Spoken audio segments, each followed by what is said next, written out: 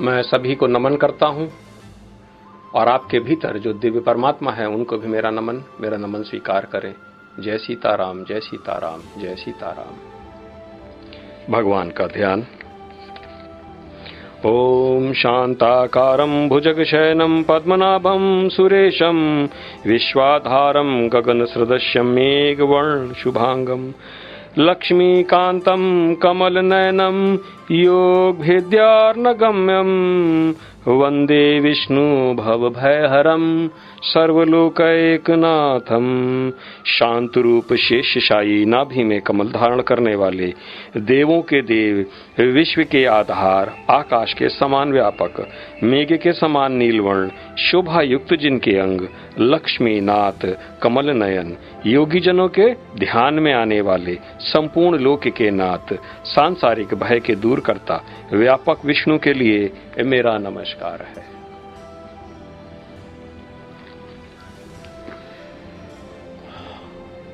अध्याय 18 में हम कल 17वें श्लोक को हमने कल समाप्त किया और 17वें श्लोक को हम फिर से दोबारा पढ़ते हैं।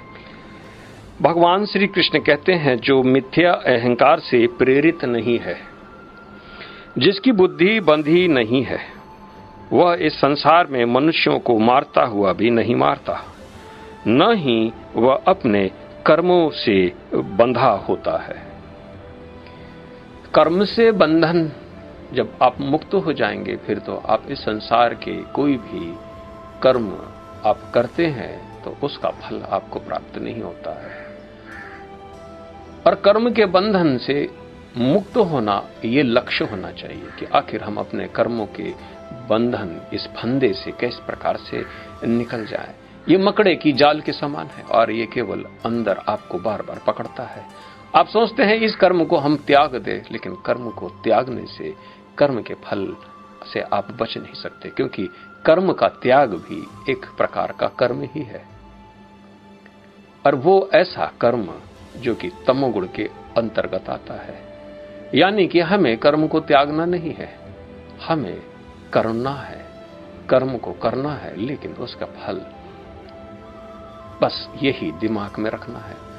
और जब जब भी आप कर्म करें तो आप उसका फल पहले भगवान को दे दें। पूजा करें तो उसका फल दे दे, ध्यान करें तो उसका फल दे दे।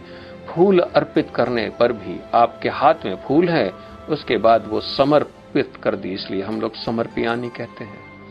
धूपम समर्पयानी, नवेद भगवान को दे रहे हैं, इसी प्रकार से अन्न को दे रहे, लेकिन दिल और दिमाग में एक भाव रखें कि हे भगवान, अब ये सब आप ही भोगे।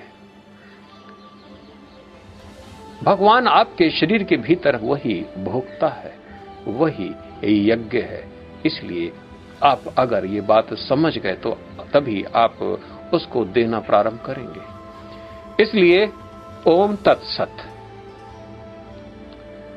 ओम तत्सत का हमेशा प्रयोग करते रहें। ओम तत्सत एक ऐसा विशेष मंत्र है जिसको आपको हर हाल में बोलते रहना है। अन्यथा अगर ओम तत्सत नहीं बोल पा रहे हैं तो कम से कम एटलीस्ट आप भगवान को अपने सरल शब्दों में भगवान को कह दें कि हाँ, मैंने समर्पित कर दिया, ये कर्म मैंने समर्पित कर दिया।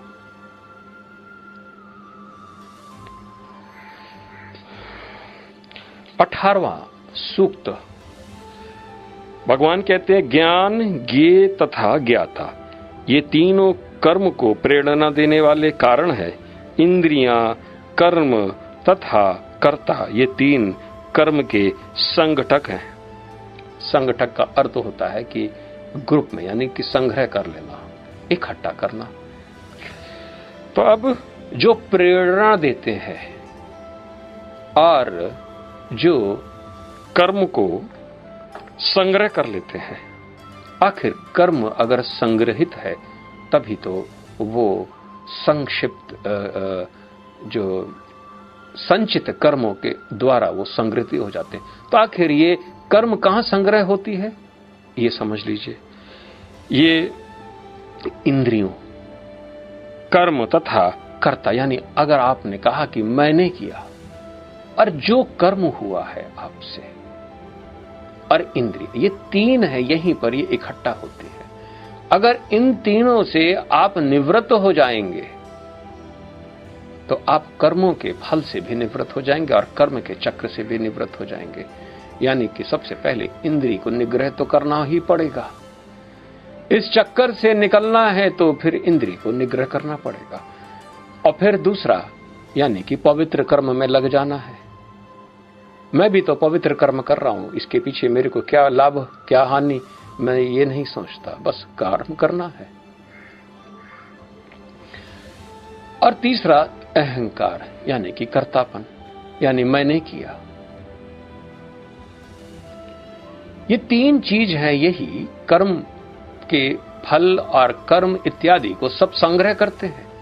लेकिन हमको प्रेरणा कहां से प्राप्त होती है? आखिर हम क्यों करते हैं? क्योंकि अगर हमारे पास अगर ज्ञान है हमारे पास तभी तो हम काम करते हैं। अगर ज्ञान नहीं है तो फिर हम काम का त्याग करते हैं। वो भी काम का त्याग भी एक प्रकार का कर्म है।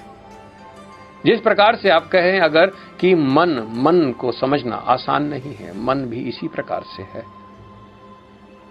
मेरा मन कर रहा है ये काम करने का, और फिर अगर आप कहते हैं कि मेरा मन नहीं है, इन दोनों में मन वहां पर विद्यमान है। दोनों में मन वहां पर विद्यमान है। जब आप नो माइंड की स्टेट में जाते हैं तो फिर वहां पर काम करने का मन और काम छोड़ने का मन या नहीं करने का मन वहां से हट गया, तो वहां पर केवल काम है, काम नहीं है। और तीन जगह से हमको प्रेरणा की प्राप्ति होती। आखिर हमको कौन उकसाता है? एक तो ज्ञान, दूसरा ज्ञेय और तीसरा ज्ञाता। आखिर ये प्रेरणा के स्रोत हैं। अगर हम पवित्र कर्म भी करना चाहते हैं तो ज्ञान जब आ जाएगा तो पवित्र कर्म करने की आपको प्रेरणा प्राप्त होगी। और जो ज्ञेय है, जिसको जानने के लिए, जो लक्ष्य जिसको साध के आप जिसको जानने के लिए आप सब कुछ लगा देते हैं दांव में, तो जिंदगी क्या है, मन क्या है, बुद्धि क्या है, प्राण क्या है, फिर अहंकार क्या है। और धन तो ये सबसे बड़ी छोटी निकृष्ट चीज है। लोग तो पृथ्वी को ही त्याग देते हैं। अगर आत्मा का कल्याण करना है तो पृथ्वी को त्याग दो, और परम तत्व को प्राप्त करने के लिए आप ये 14 भुवन को भी त्याग देते हैं।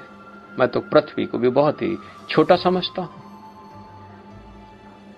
बहुत ही छोटा है पृथ्वी, लेकिन पृथ्वी में यहां पर अभी तो स्थित हूं। अभी तो पृथ्वी को त्यागने का अर्थ, इसका अर्थ केवल भाव से पृथ्वी को त्यागा जा सकता है। इसका अर्थ यही है कि सारा संसार का जो भौतिकवाद है उसको हमने त्याग दिया। अपनी शक्ति अपने पैरों से खींच के ऊपर खींच लिया है, क्योंकि पैर ही तो मेरे पृथ्वी है। ऐसी धारणा एक एक तत्व से निवृत्त होना है ध्यान के भीतर इस प्रकार से। और प्रेरणा हमको इसी प्रकार से प्राप्त होती है, क्योंकि प्रेरणा के कारण ही हम त्यागते हैं, कर्म करते हैं, और ये कर्म वहीं संग्रहित होता है। जो ज्ञेय है, जिसको जानना है, और जो ज्ञाता जिसने जान लिया है, यानी कि सेल्फ रियलाइज्ड, यही प्रेरणा के स्रोत है। मैं भी आपके लिए एक प्रेरणा का स्रोत हूं, क्योंकि मेरे पास ज्ञान है, ज्ञेय है और ज्ञाता है। ये तीनों है। मैं ही तो प्रेरणा का स्रोत हूं, और मैं रोज ये आपको प्रेरणा ही तो मैं दे रहा हूं कि ऐसे नहीं जीना, ऐसे करना है, ऐसे करो। मोटिवेशन, इसी को प्रेरणा, इसी को मोटिवेशन। जिसके पास ज्ञान है वही तो आपको मोटिवेट कर पाएगा, और स्वतः भगवान ही मोटिवेट करेंगे। या ज्ञान के आप जब ज्ञान को उपलब्ध हो जाएंगे वही आपको वो मोटिवेट करेगा। किसी ने हमसे बड़ा सुंदर प्रश्न कुछ दिन पहले पूछा था कि सर, मैं एक मोटिवेशनल स्पीकर बनना चाहता हूं, तो आज उसको जवाब मिल जाना चाहिए। क्योंकि मोटिवेशनल स्पीकर का अर्थ यही है कि उसको तीन चीज में उसको अपनी दृढ़ता प्रकट कर देनी है, यानी कि ज्ञान, ज्ञेय और ज्ञाता।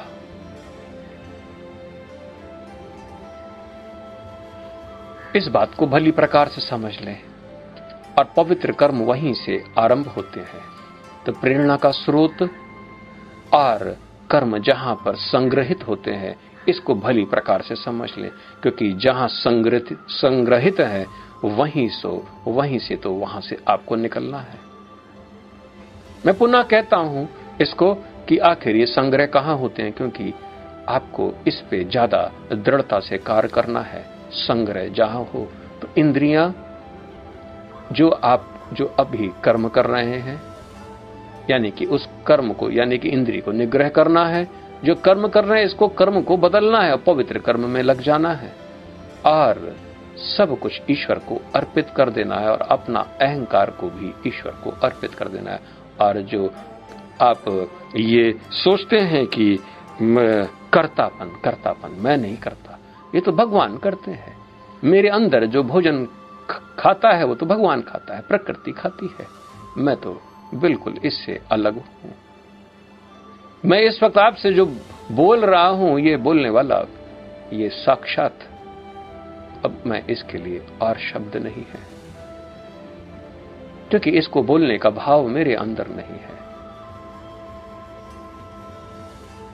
मैं बोलने वाला नहीं, इसका भी साक्षी।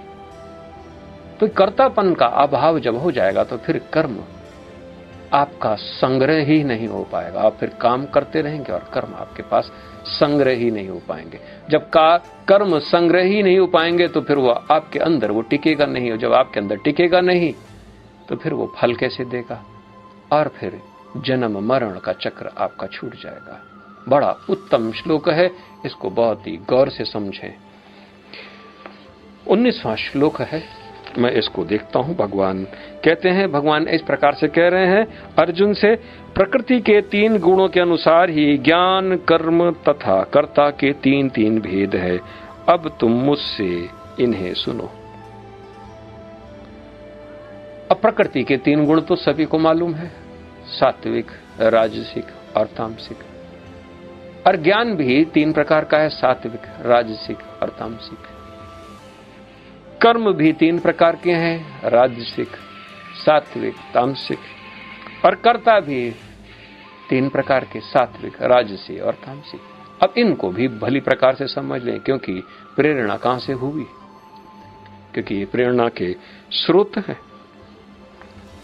ज्ञान, कर्म और कर्ता, इनके भी ये दोनों को मिला देने से आपके कर्म आपके पास स्थित रहते हैं। तो अब इनको ध्यानपूर्वक फिर से भगवान कह रहे हैं। हालांकि भगवान ने इसके विषय में पूरी तरीके से बड़े आराम से अर्जुन को ये इसका भी उपदेश दे चुके थे, लेकिन फिर भी अंततः है एक बार और रिवीजन हो जाए। भगवान कहते हैं कि ज्ञान के विषय में, कि जिस ज्ञान से अनंत रूपों में विभक्त सारे जीवों में एक ही अभिव्यक्त आध्यात्मिक प्रकृति देखी जाती है, उसे ही तुम सात्विक जानो। अब 3 प्रकार के लोग, उनके पास कौन सा ज्ञान, यानी कि एक ऐसा ज्ञान जो समदृष्टि के रूप में, यानी कि एक ही प्रकृति जो हर जगह व्याप्त है वही कार्य करती है, और कोई दूसरा कार्य करने वाला है ही नहीं। एक ऐसा ज्ञान जिसके द्वारा इस प्रकार से देखा जाता है कि जब मैं इस कर्तापन से अभिव्यक्त अपने को नहीं करता हूं, तो मेरी सारे संसार ये भी इसी प्रकार से है जैसे मैं हूं, जैसे मैं स्वतंत्र हूं। और ये भी जन्म से ही स्वतंत्र है, मुक्त है, लेकिन केवल मोहवश अपने को कर्ता मान के उस कर्म के जंजाल में फंसे पड़े हैं, लेकिन एक ही प्रकृति करती है। प्रबुद्धता की स्थिति में मैंने यही तो देखा था कि पूजा करने वाला भी मैं नहीं और केवल एक प्रकृति है, वही सारा कार्य करती है। वो मेरे शरीर के अंदर जप तप सब कुछ वही करती है, सब कुछ वही करती है। मेरे जीवन का एक एक उद्देश्य, यश अपयश कीर्ति, सब कुछ वही करती है।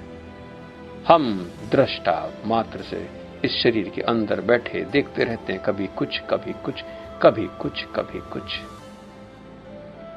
और उसको करना है क्योंकि ये शरीर को लेकर आगे बढ़ना है। इस प्रकार का ज्ञान ये सात्विक ज्ञान है, क्योंकि मनुष्य ज्ञान को प्राप्त करता है, लेकिन उसकी दृष्टि अगर एक घोड़े को सूखा घास डाल दे लेकिन हरे रंग का चश्मा पहना दे तो वो घास बड़े सुचारू रूप से खा लेता है, क्योंकि ये चश्मा ही तो है। ज्ञान की दृष्टि अगर आपकी सात्विक नहीं है, तब तो फिर आप ये समझ लीजिए कि आप भिन्न भिन्न लोग, भिन्न भिन्न प्रकृति और इसी प्रकार से देखेंगे। आप एकत्व को नहीं देख पाएंगे, एका को नहीं देख पाएंगे। और उस एका को जब आप देख लेंगे, आप समझ लेंगे, तो बस वहीं से लीला की मुक्ति हो जाती है। वही लीलोन्मुक्ति जो कि चौथा चरण है, माया के इल्यूजन से ऊपर निकलना और सत्य के पद में आप जब आरूढ़ हो जाते हैं, सत्यपदा, तो ये स्थिति सत्यपदा की है। आज ये प्राप्त आपको नहीं हो सकती है।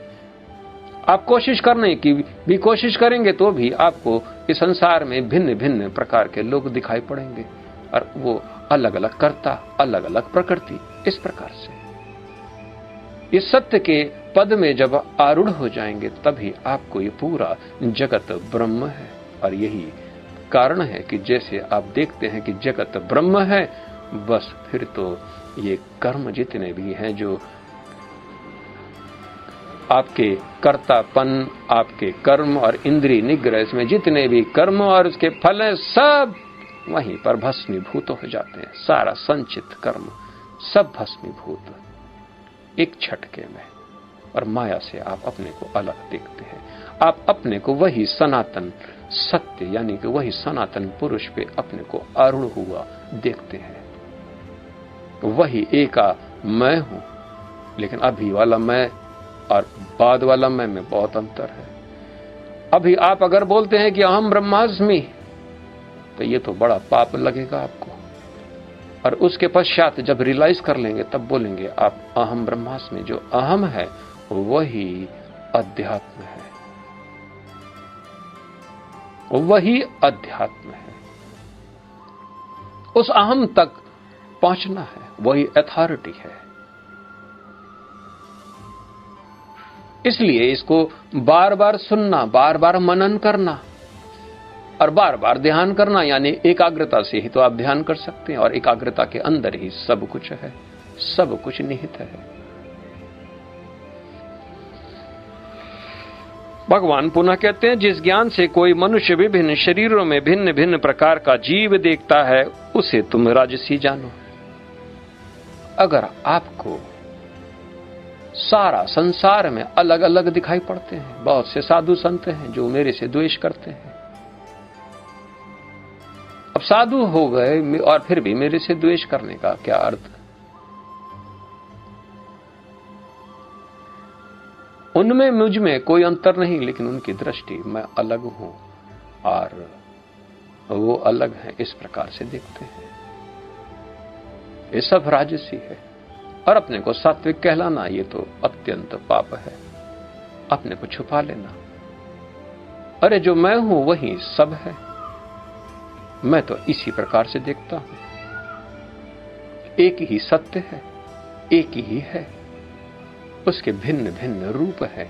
और मेरी चेष्टा ये कि सब लोग इसी प्रकार से प्रबुद्ध हो जाएं और वो अलग अलग शरीर में धारण किया हुआ अपने अपने रूप देखें। बड़ा आनंद है उसमें। इसी प्रकार से दिखाई पड़ेगा जैसे एक 100,000 घड़े हैं, वो सब में जल भरा पड़ा है और उसमें प्रतिबिंब, सूर्य का प्रतिबिंब एक है, एका है। लेकिन जो घोषणा कर देते हैं और उसके बाद द्वेष इत्यादि, वो अच्छा है, वो बुरा है, तब तो ये पागलपन है। उनका ज्ञान राजसी है। ज्ञान का सात्विक होना अत्यंत आवश्यक है, क्योंकि परम ज्ञान यानी लीला से मुक्ति, आप सत्यपदा पे जब आप स्थित होंगे, तभी आप सात्विक ज्ञान को प्राप्त।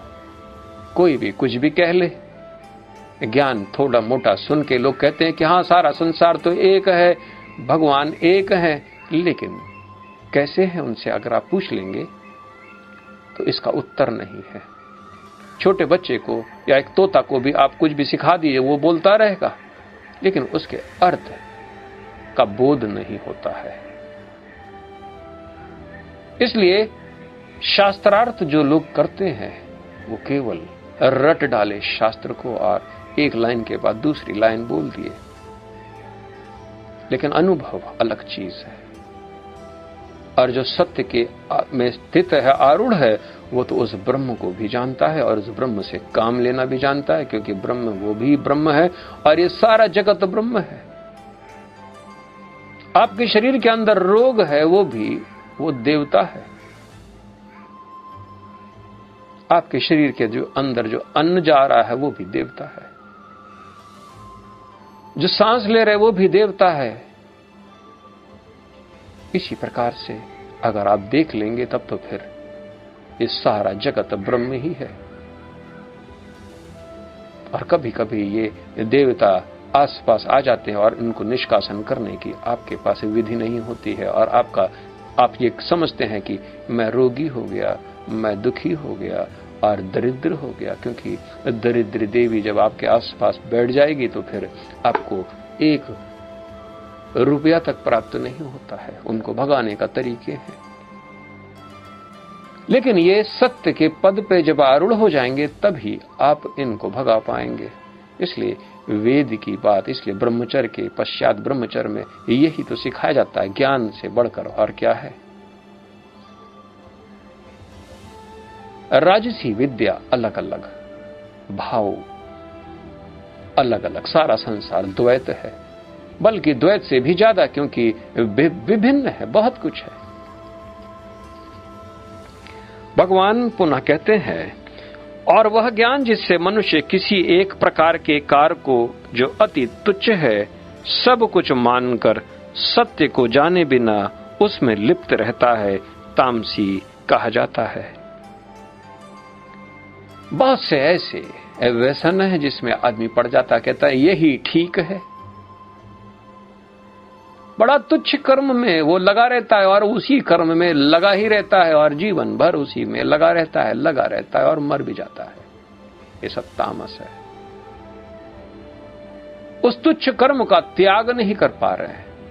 बहुत से लोग होते हैं, बड़बड़ाने की आदत होती है, इंद्रिय उनके बस में नहीं होती और वो शुरू होते हैं तो बड़बड़ाना, तो फिर बड़बड़ाते रहते हैं।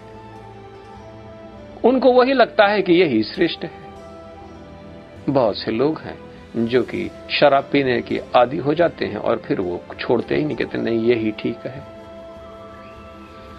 ये सब तामस ज्ञान है, तामसी ज्ञान। ज्ञानी है ये लोग लेकिन तामसी है।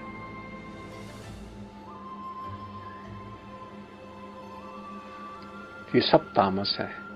एक ही चीज में लगातार नीच से नीचे कर्म में लगे रहेंगे, लेकिन जस्टिफिकेशन देते रहेंगे, नहीं यही ठीक है, यही ठीक है, यही ठीक है। मेरे से लोग भी इस प्रकार से अक्सर कहते हैं कि आप प्याज लहसुन इत्यादि कुछ खाते नहीं, कैसे आप जीते हैं? आप कैसे जीते हैं? मैं भी उनसे एक छोटा सा, मैं भी उनको भी कुछ कह देता हूं। हालांकि ये सुनने में अच्छा नहीं लगता, लेकिन कहना तो है। मैं भी उनसे कह देता हूं कि भाई कई प्रकार के जानवर होते हैं। एक तो केवल शाक सब्जी ही खाता है, दूसरा किसी को खून भी खा लेता है, खून भी पी लेता है, हत्या भी कर देता है, दूसरे जानवर को मार के खा भी जाता है। कुछ तो कीचड़ में रहते हैं और कुछ तो बड़े हिंसक है, बड़े बड़े दांत हैं, वो जो भी मिल जाता है सबको कुछ तो डस के खा लेते हैं। हमने कहा मैं वो वाला जानवर हूं जो कि शाक सब्जी खाता हूं। आप तय कर लो आप कौन से हैं।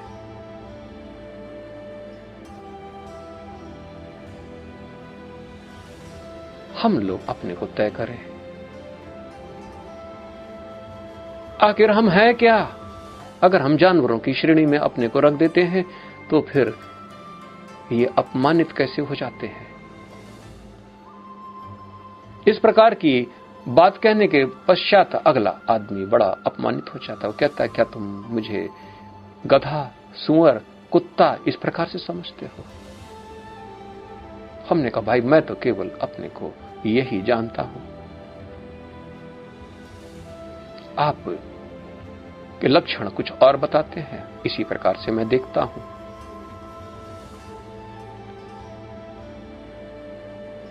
अनैतिक कर्म में लगातार बने रहना और उसी को उचित कहना, यही तामसी ज्ञान है।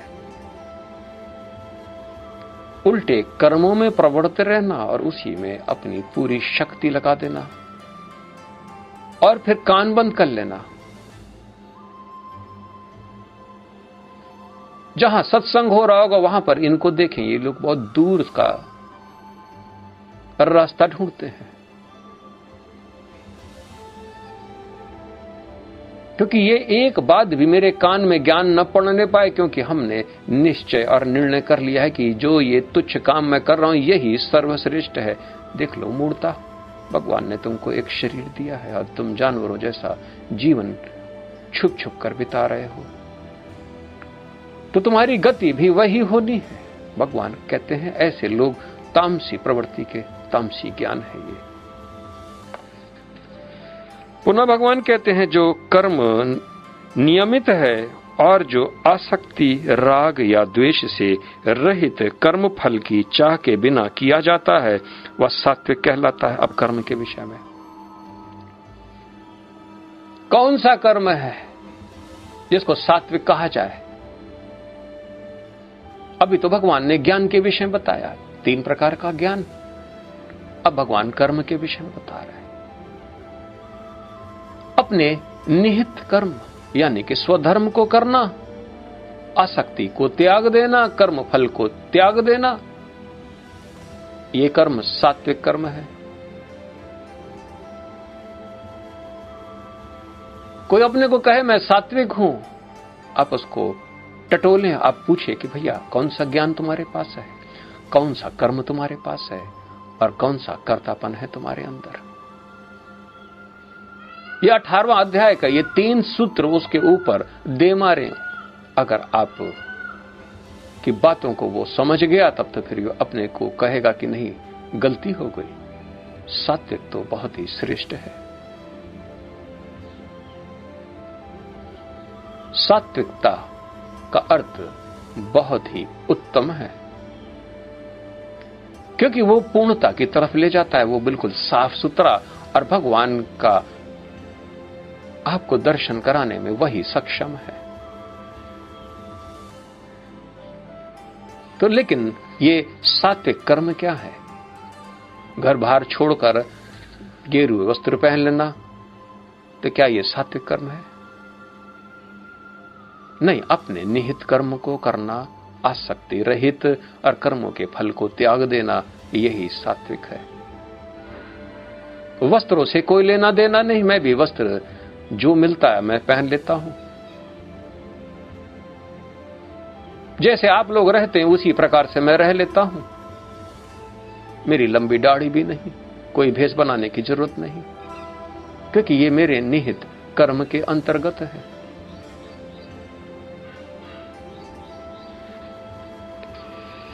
चौबीसवां सूत्र में भगवान कहते हैं, लेकिन जो कार्य अपनी इच्छा पूर्ति के निमित्त प्रयास पूर्वक एवं मिथ्या अहंकार के भाव से किया जाता है वह रजोगुणी कहा जाता है। रजोगुणी कर्म वो कर्म जो कि अपने कर्म को एक इच्छा है, इसके कारण आप उसको पूर्ति, वो काम कर रहे, एक इच्छा है आपके अंदर। और जहां पर मिथ्या अहंकार है कि लोगों को दिखाना है कि मैं भी श्रेष्ठ हूं, मैं भी धनी हूं, मैं भी पढ़ा लिखा हूं, ये सब रजोगुणी कर्म कहलाते हैं। जहां पर आपका मिथ्या अहंकार हो, कर्म के फल हो, आसक्ति हो, ये सब रजोगुणी कर्म है। भली बात समझ लें, पीछे के भाव यानी कि मनुष्य के भाव जैसे होते हैं वैसे ही वो कर्म करता है। अगर उसके भाव के अंदर ये छुपा हुआ कुछ है तो फिर वो इसी प्रकार से काम करता है। भगवान पुनः कहते हैं, जो व्यक्ति भौतिक गुणों के संसर्ग के बिना अहंकार रहित संकल्प नहीं, एक और है 25वां सूक्त मैं पढ़ रहा हूं। जो कर्म मोहवश शास्त्रीय आदेशों की अवहेलना करके तथा भावी बंधन की परवाह किए बिना या हिंसा अथवा अन्यों को दुख पहुंचाने के लिए किया जाता है, वह तामसी कर्म कहलाता है। दूसरे को डराना, दूसरे को धमकाना, वेद के विरुद्ध कर्म करना, जैसा शास्त्र बोले उसके उल्टा करना। भगवान ने शास्त्र में यह बोला है कि इस प्रकार से तुमको कर्म करना है, नहीं, अब तो हम इसके विरुद्ध करेंगे, एक सूत्र लेकर चलेंगे। जो शास्त्र बोले उसके विरुद्ध करना है, बस स्वधर्म का त्याग कर देना, मोह में पड़े रहना, क्रोध में भरे रहना, जैसा मन चाहे वैसा मैं करूंगा। और हम लोग एक नया शब्द उत्पन्न हो गया, बिंदास। मैं स्वतंत्र हूं, बिंदास हूं, मैं जो चाहूंगा मैं खाऊंगा, पीऊंगा, घूमूंगा, संग करूंगा, मैं जो कुछ भी करूंगा मैं करूंगा। ये निर्लज। आज इस प्रकार के लोग पूरे संसार में फैले हैं और अपने को कहते हैं मैं स्वतंत्र हूं। ये तो घोर अंधकार में डूबे हुए स्वतंत्र प्राणी है। ये इनको प्रकाश से कोई लेना देना नहीं।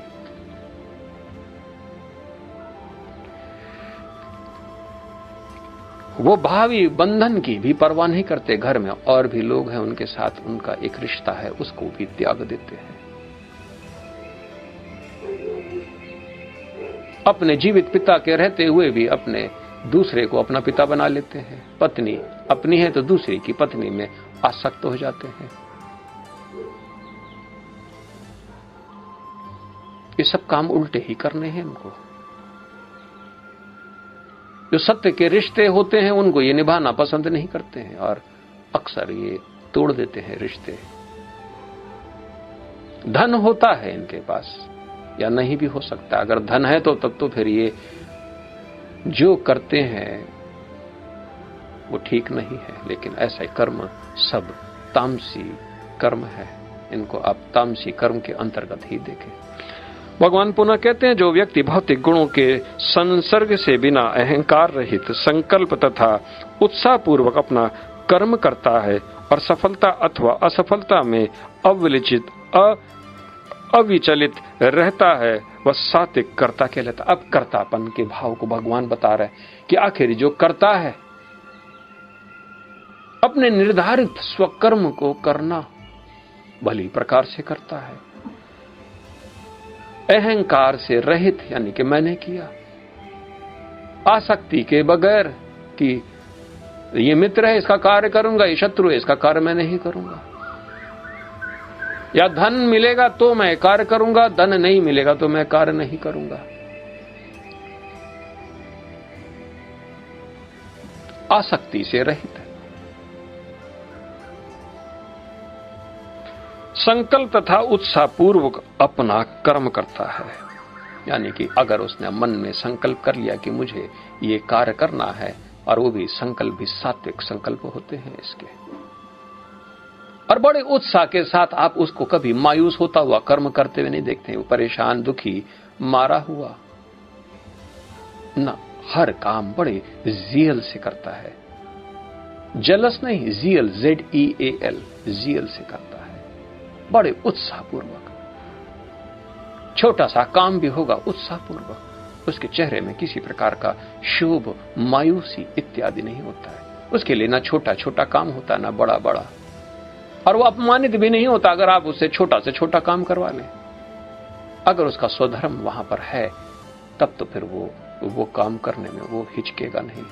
लेकिन दूसरे का कर्म अगर आप बोल दें कि ये कर लो तो वो आपको वहीं पर डांट लगाएगा, क्योंकि वो सत्य पे स्थित है।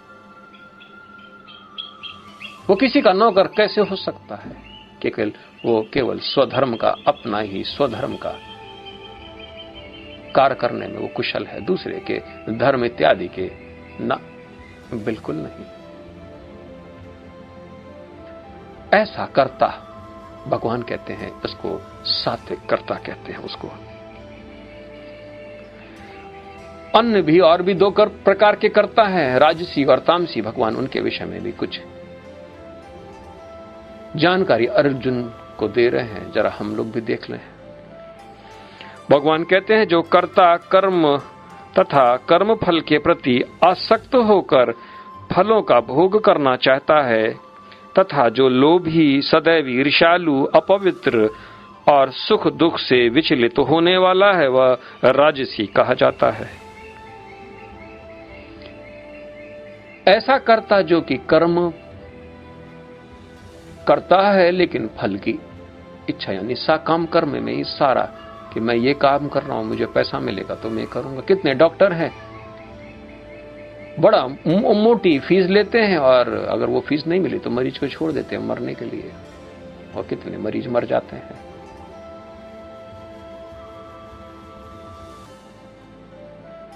बहुत से गवर्नमेंट के ऐसे लोग पड़े हैं जो बीच में दलाली खा लेते हैं। अगर वो आपके अंदर की कोई मतलब नहीं उनको तो पैसा चाहिए, क्योंकि वो साकाम कर्म, अपने कर्म और फल और सुख दुख।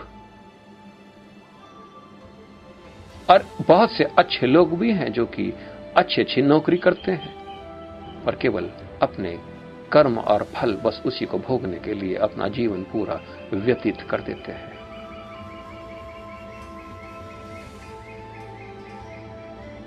उसके विपरीत अगर उनसे कह दिया जाए कि आपको थोड़ा सा फ्री सर्विस भी करनी है तो वो नहीं करना है। मैं कई लोगों से बोला कि मेरे साथ जुड़ो, वॉलंटियर बनो, तो वॉलंटियर तो बन ही नहीं सकते, क्योंकि वो सब राजसी है। कोई सात्विक बने तो वो मेरे से जुड़े और फिर वो मेरे साथ कार्य करे।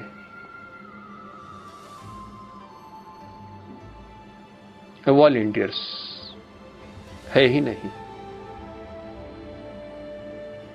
क्योंकि यहां पर कर्तापन राजसी है। वो कर्म के फल पे आसक्त होंगे और कर्म का फल अगर वो छूट जाएगा तो फिर वो भी दूसरे कर्म को पकड़ लेंगे और उसमें भी आसक्त हो जाएंगे और वो आसक्त बने रहेंगे। भगवान कहते हैं ऐसे लोग सदैव ईर्ष्यालु, हमेशा कंपेयर करना उनके अंदर, कंपैरिजन, अपने को दूसरे से, उसको ज्यादा फल मिल रहा, हमको कम मिल रहा है। अक्सर घर में झगड़े भी जाते हैं कि छोटा सा हिस्सा हमको, और माता पिता जब अपने पैतृक संपत्ति भी जब अपने बच्चों को बांटते हैं तो उसमें से भी कुछ ऐसे बच्चे भी होते हैं जो मार झगड़ा करते हैं, चिल्लपौ मचाते हैं, दूसरे का अधिकार खाने की कोशिश करते हैं, बड़े ईर्ष्यालु होते हैं। ये सब राजसी है, कुछ तो और में निकृष्ट हो जाते हैं, क्योंकि ये ईर्ष्यालु ही होते हैं। इनको संतोष नहीं होता, दूसरे से कंपेयर करते रहते, उसको ज्यादा मिला, मेरे को कम मिला, ज्यादा मिला, कम मिला। इसी प्रकार से पवित्रता इनके अंदर होती नहीं, क्योंकि अंदर आसक्ति होती है और इसी कारण ये अपवित्र होते हैं। भगवान कहते हैं ये सुख दुख से विचलित होने वाले ऐसे लोग हैं और अत्यंत लोभी होते हैं, क्योंकि फलों को भोग करना, एक फल को भोग लिया और ये चीज बार बार मेरे पास बनी रहे, मैं इसको बार बार भोगूंगा, बार बार भोगूंगा, मैं किसी को दूंगा नहीं। ये सब राजसी करता है। 3 प्रकार के ज्ञान, 3 प्रकार के कर्म और 3 प्रकार के कर्तापन। अभी तामसी कर्ता के विषय में भगवान को बोलना है। चलो हम लोग देख लें। सात्विक कर्ता समझ में आ गया, राजसी भी समझ में आ गया, तो तामसी कर्ता के विषय में भी देख लें। भगवान कहते हैं जो कर्ता सदा शास्त्रों के आदेशों के विरुद्ध कार्य करता रहता है, जो भौतिकवादी, हठी, कपटी तथा अन्यों का अपमान करने में पटु है, तथा जो आलसी, सदैव खिन्न तथा काम करने में दीर्घसूत्री है, वह तमोगुणी कर्ता कहलाता है। शास्त्र के विरुद्ध करना है, जो काम करना है उल्टा काम करना है, सीधा नहीं करना है। दीर्घ सूत्री, उसको काम बोल दीजिए तो वो आधे, जो 2 मिनट में काम हो सकता है वो 2 घंटे में काम करेगा।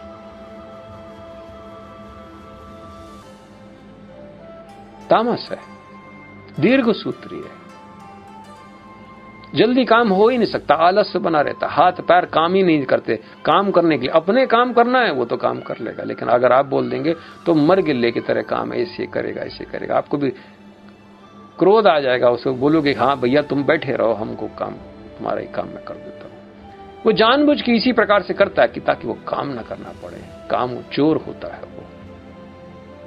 अब बड़ा निर्दयी हमेशा क्रोध में भरा रहता है, और क्रोध इसलिए करता है ताकि वो काम न करे। आप उसको देख के बार बार कहें कि यार इतना क्रोध में रहता है, इसको जरा सा काम बोल देंगे और इतना हल्ला करेगा, क्रोध करेगा।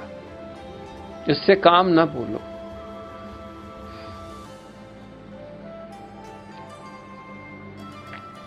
ये तामसी लोग हैं, ये तामसी कर्तापन, हर समय क्रोध में, हर समय बड़े हठी होते हैं और एक प्रकार का हट करते हैं कि नहीं नहीं नहीं नहीं। अब बस ऐसे ही इनका जीवन कट जाता है। और तामसी कर्ता के अंदर तामसी कर्म और तामसी ज्ञान, राजसी कर्ता के अंदर राजसी ज्ञान, राजसी कर्म, और सात्विक जो करता है वो सात्विक ज्ञान और सात्विक कर्म। यानी तीनों रूपों में सत्य स्थापित जब तक नहीं होगा, वहीं पर सत्य को संग्रह करना है। इन 3 जगह सत्य अगर संग्रहित तो हो जाता है तब फिर आप मुक्ति, और इसी में तीनों में मुक्ति भी संग्रहित हो जाती है। इन तीनों से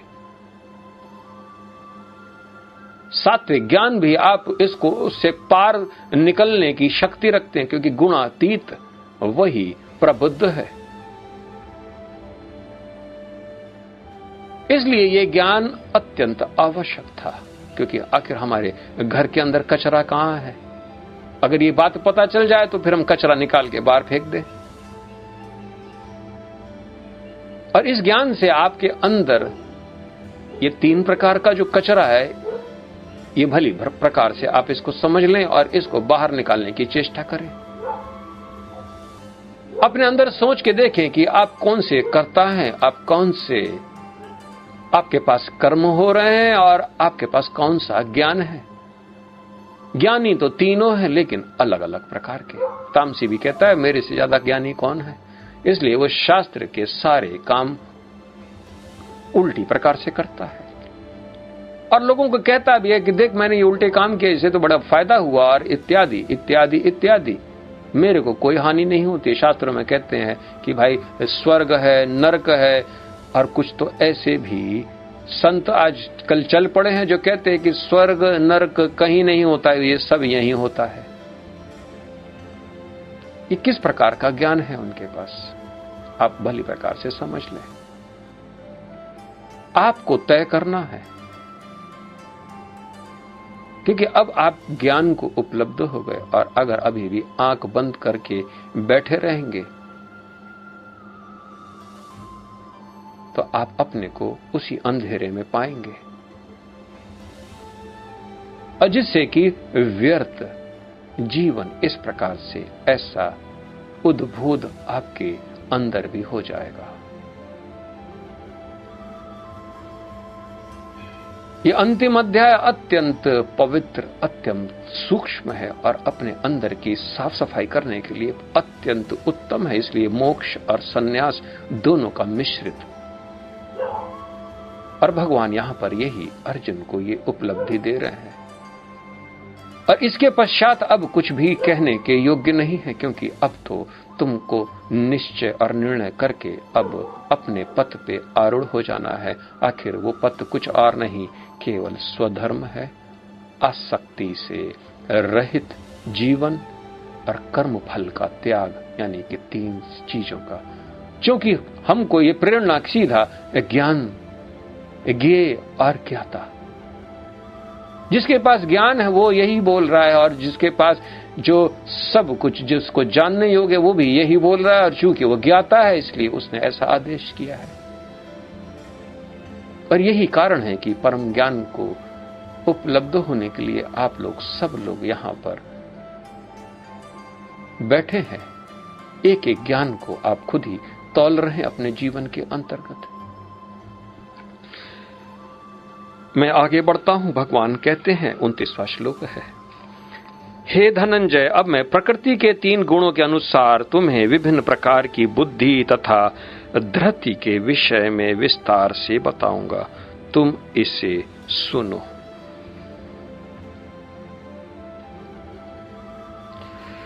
भगवान कह रहे हैं कि हे अर्जुन, यहां पर धनंजय के नाम से, अब मैं प्रकृति के 3 गुणों के अनुसार, अब 3 गुणों के अनुसार किस प्रकार की मनुष्य की बुद्धि होती है और संकल्प। धृति का अर्थ होता है संकल्प। आखिर अगर आपके पास बुद्धि भी तो 3 से देखने की कोशिश करेंगे, 3 प्रकार से तो बुद्धि भी आपकी जिस प्रकार से होगी तभी तो ऐसे ही संकल्प करेंगे आप।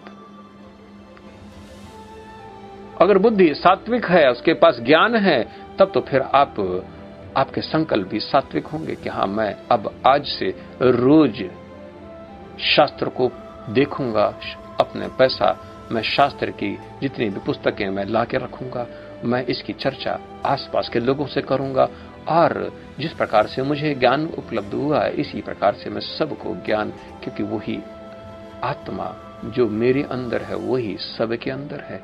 मैं मुक्त हो गया, अरे ये भी मुक्त हो जाए तो कितना सुंदर हो जाएगा ये सारा संसार।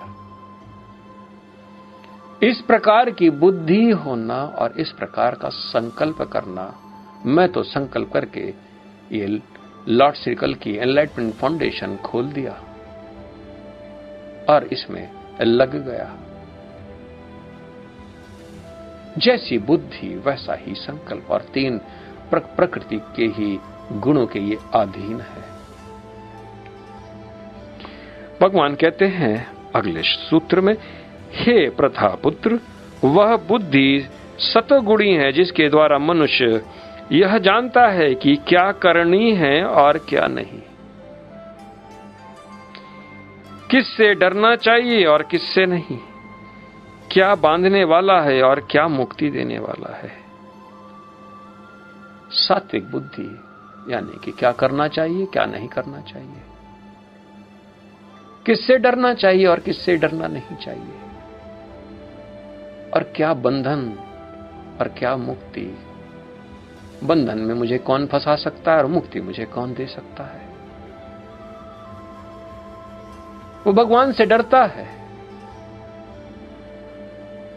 वो शास्त्रों की बात मानता है, स्वधर्म को करता है और मुक्ति पे वो प्रयासरत रहता है। और वो सारे कर्म, क्योंकि वो इसको विवेक, ऐसी बुद्धि को विवेकी कहते हैं, क्योंकि सत्य से परिपक्व है, ज्ञान को उपलब्ध ऐसी बुद्धि।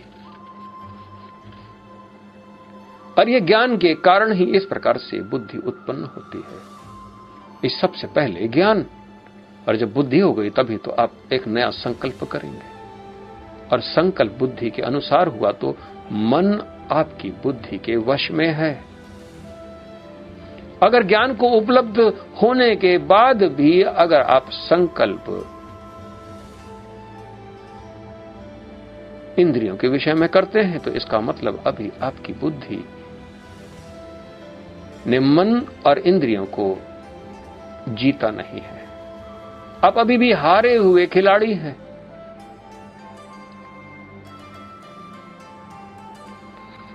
मैं आगे बढ़ता हूं। भगवान पुनः कहते हैं, हे प्रथापुत्र, जो बुद्धि धर्म तथा अधर्म, करणी तथा अकरणीय कर्म में भेद नहीं कर पाती वह राजसी है। ऐसी बुद्धि जो कि धर्म क्या है अधर्म क्या है मालूम ही नहीं, कर्म क्या है और करणी तथा अकरणी कर्म में भेद नहीं कर पाती। स्वधर्म करना चाहिए कि नहीं करना चाहिए, आखिर स्वधर्म है क्या, वो सब बुद्धि राजसी है, क्योंकि वो ज्ञान को उपलब्ध नहीं हुई है, वो अभी मन के अनुसार, क्योंकि मन के अंदर रजोगुण है, वो उसी को धारण करने में वो अग्रसर है। इसलिए धर्म अधर्म, करनी और अकरणी कर्म में भेद ही नहीं कर पाता है, क्योंकि उसके अंदर ऐसी तीक्ष्ण बुद्धि ही नहीं है जो कि इसको अलग करके वो समझे, देखे, जाने। ये राजसी बुद्धि है। भगवान पुनः कहते हैं, जो बुद्धि मोह तथा अंधकार के वशीभूत होकर अधर्म को धर्म तथा धर्म को अधर्म मानती है और सदैव विपरीत दिशा में प्रयत्न करती है, हे पार्थ, यह तामसी बुद्धि है। यानी कि अधर्म को धर्म मान ले, एक नया धर्म का प्रचार, जिस प्रकार से लोग आजकल साई,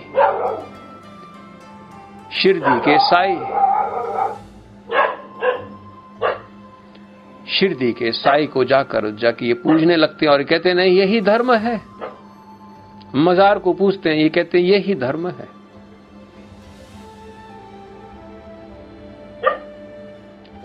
ये सब तामसी बुद्धि, ये तामसी संकल्प।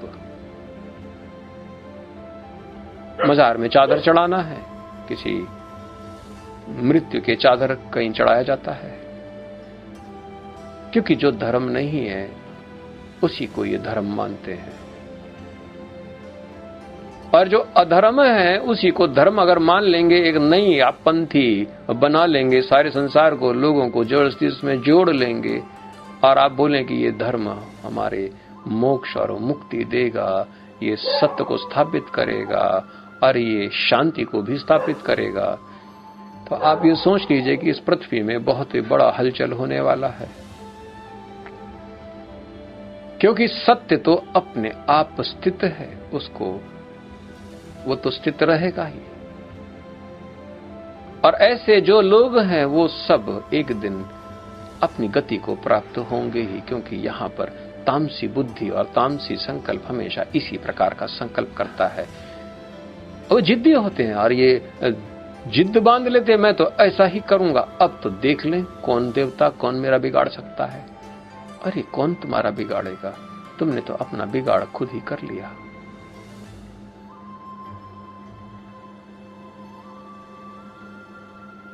क्योंकि तुम ही अपने भाग्य के विधाता हो, जैसा तुम कर्म करोगे वैसा ही तुमको फल की प्राप्ति होगी। इस संसार में किसी से क्या लेना देना, मैं तो अकेले स्वच्छंद विचरता हूं। और जो ज्ञानी होते हैं वो भी अकेले स्वच्छंद विचरते हैं, क्योंकि उनको किसी से क्या लेना देना है, क्योंकि स्वच्छंद विचरना ये भी तो सात्विक संकल्प है, क्योंकि बंधन में न रहना, क्योंकि उनको भली प्रकार से मालूम है बंधन और मुक्ति क्या है। लेकिन तामसी वृत्ति के पुरुष को जो बंधन है इसी को ये मुक्ति कहते हैं, क्योंकि भोग लो यही मुक्ति है, क्योंकि स्वर्ग और नरक तो यहीं पर है। सबसे बड़ा सुख सेक्स है, और इसको भली प्रकार से एक पत्नी, दो पत्नी, चार पत्नी, अगर सोसाइटी कहता है एक पत्नी तो फिर और भी पत्नी करने में वो उसको, क्योंकि वो ऐसा ही उल्टा काम करना है उसको। सबको धोखा देना है, सबसे कर्जा लेना है और फिर मुंह बंद कर लेना। जब कोई कर्ज ले उसे रकम वापस मांगे तो उसको खूब ढेर सारी उसको धमकियां देना, मैं तुम्हारा ये कर दूंगा, रोज रोज चले आते हो। ये सारे निंदित कर्म ये भली प्रकार से करता है।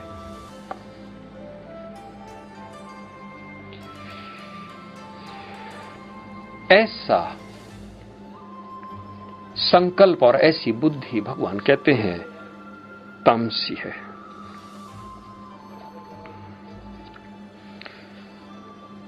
तैंतीसवां सूत्र भगवान कहते हैं, हे प्रथापुत्र, जो अटूट है, जिसे योगाभ्यास द्वारा अचल रहकर धारण किया जाता है, और जो इस प्रकार मन, प्राण तथा इंद्रियों के कार्यकलापों को वश में रखती है, वह धृति सात्विक है।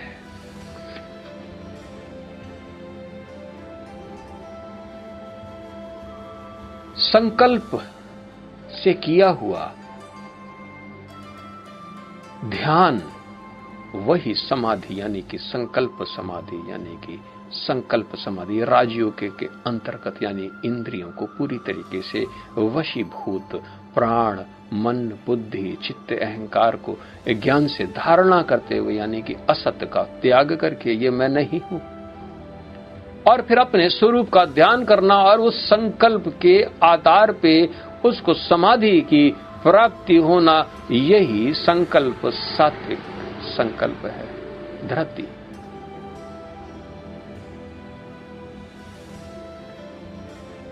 कोई भी संकल्प साकाम भी होता है, लेकिन भगवान यहां पर इंद्रियों के विषय की बात हो रही है। यहां पर योगाभ्यास, जो योगाभ्यास में निरत हो गए और योग करने में अपना लगा दी, इंद्रियों को बस में करने में, मन को निग्रह करने में और चित्त को भी शांत करने में लगा के, और ध्यान में आरूढ़, और जो समाधि की अवस्था वो संकल्प समाधि, ये धीमे से निर्विकल्प समाधि में परिवर्तित जिस दिन हो जाती है, तब मनुष्य सात्विक गुणों से भी परे हो जाता है।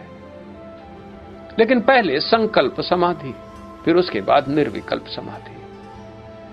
तो ऐसा संकल्प भगवान कहते हैं ये सात्विकी है। भगवान पुनः कहते हैं, लेकिन हे अर्जुन, जिस धृति से मनुष्य धर्म, अर्थ तथा काम के फलों में लिप्त बना रहता है वह राजसी है। ऐसा संकल्प, मैं कई लोगों की पूजा करता हूं और सबके संकल्प होते हैं कि मेरे को धन, यश इत्यादि प्राप्ति हो। यह भी संकल्प राजसी है, क्योंकि हम किसी न किसी चीज को राज करने के लिए हम ऐसा संकल्प लेते हैं। हालांकि ये संकल्प फिर भी श्रेष्ठ है, क्योंकि यहां पर वेदों के अनुसार आप कर्म में आ सकते हैं। भगवान से आप कह रहे हैं कि मुझे समृद्धि दे दो, मेरे व्यापार को बढ़ा दो, मेरे शत्रु का नाश कर दो, और इसके लिए संकल्प करते हैं आप। ये भी राजसी संकल्प है, लेकिन ये फिर भी श्रेष्ठ है, क्योंकि यहां पर कर्म के फल को आप भोगना चाहते हैं। क्योंकि एक मायूस जीवन अब हम जी नहीं सकते हैं। घर में व्यापार, समृद्धि इत्यादि न हो तो जीवन में बड़ा मायूसी आ जाती है। सत्य की आवश्यकता तो है, लेकिन जीवन में मायूसी है। आखिर योगाभ्यास में तभी हम आरूढ़ हो सकते हैं जब ये सब घर की स्थिति सही रहे। ऐसी अवस्था में भी मनुष्य संकल्प करता है। ये साकाम कर्म, लेकिन ये फिर भी श्रेष्ठ है।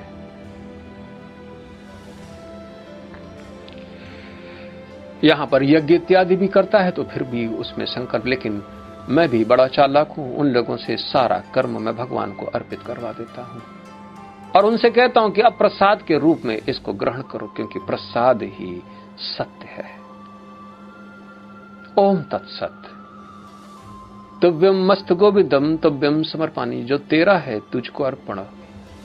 इसके अलावा फिर मैं फल रूप से इसको मैं भोगता हूं, क्योंकि अब यज्ञ के रूप में आप इसको सारा भोगे। मैं तो इसके अपने शरीर के अंदर आपको देखूंगा, आप इसको भोगते हुए। आपके संकल्पों को मैं रूपांतरित कर देता हूं और आप लोग समझ नहीं पाते। अकेले भोग लेना, अकेले खा लेना तो चोरों की नियति होती है। इसलिए वेदों के अनुसार जो साकाम कर्म कर रहे हैं और जो मेरे से भी करवा रहे हैं, ये श्रेष्ठ है, क्योंकि यही विद्वानों का मत है। भगवान कहते हैं, हे पार्थ, जो धृति, स्वप्न, भय, शोक, विषाद तथा मोह से परे नहीं जाती, ऐसी दुर्बुद्धि पूर्ण धृति तमसी है। ऐसा संकल्प जिसके कारण आप स्वप्न, हमेशा ड्रीमिंग स्टेट में बने रहते हैं कि मैं तो सोच रहा हूं, अभी भी सोच रहा हूं, ये कार्य करूं कि ना करूं। आलस्य के कारण वो कार्य नहीं करते हैं। वो तुरंत उठ के बैठ के सत्कर्म में नहीं लगते हैं। वो कहते हैं कि अभी मैं आपकी बातों को आकलन कर रहा हूं, मैं सोच रहा हूं। स्वप्न में जीना उनको। तुम्हारी बात को मैं क्यों मान लूं, अभी और विद्वानों के पास में जाऊंगा, और इस संसार के जितने सारे विद्वान के पास जाने के पश्चात सब ने मेरे को अगर ये उत्तर दिया तो मैं ये करूंगा। यानी पहले से निश्चय निर्णय करके बैठे रहते हैं, ऐसे संकल्प होते हैं। एक से नहीं सुनना है, मेरे को सबसे सुनना है। ये धृति, इस प्रकार का संकल्प भगवान कहते हैं तामस है, तामसी संकल्प है, जो हमेशा भय, शोक, विषाद और मोह से परे नहीं जाती,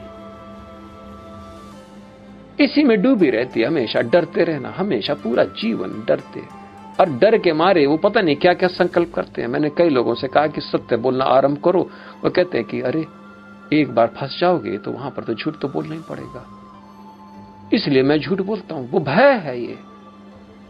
इस प्रकार का धृति यानी कि संकल्प, ये तामसी संकल्प है। ये तामसी संकल्प को आप हर प्रकार से निकालने की चेष्टा करें, क्योंकि तामस स्वरूप हमको हर दिन नुकसान पहुंचाने के लिए ही होता है, क्योंकि इससे विषाद, मोह, डर हमेशा आपके पास स्थित बना रहेगा। और भगवान कहते हैं उनकी संकल्प इससे ऊपर नहीं जा सकते, क्योंकि उन्होंने तामसी प्रकृति का आश्रय लेके अपना जीवन बिताने का निश्चय किया है।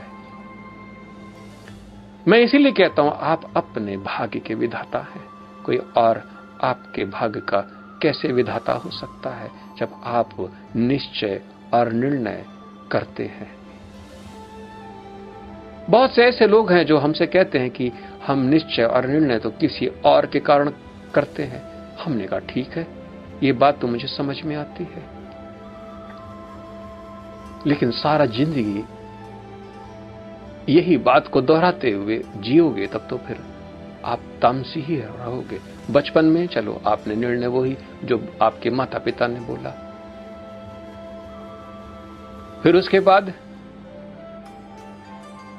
फिर वो कहते हैं कि नहीं अभी ऑफिसर जैसा बोलता वैसे करते हैं।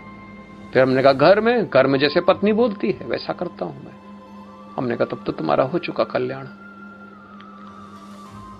क्योंकि तुमने निश्चय और निर्णय केवल उन्हीं के, अपनी बागडोर उन्हीं लोगों के हाथ में रख दी। हमने कहा फिर तब तो ऐसी अवस्था में तुम अपने को किसी साधु या संत को निछावर नहीं कर देते, अपने को समर्पित कर दो। फिर वो जैसा बोले वैसा करो। कहता ना ये नहीं कर सकता मैं। ऐसे लोगों को आप क्या बोलेंगे? आ सकता है, ये आ सकता है।